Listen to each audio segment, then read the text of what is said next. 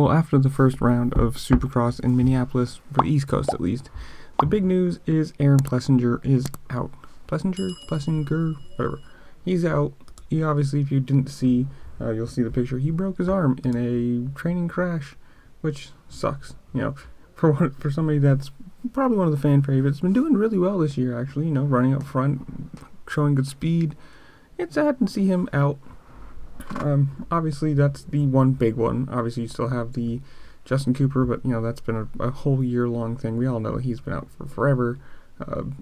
You have some other guys from the 250 East, Jack Chambers, something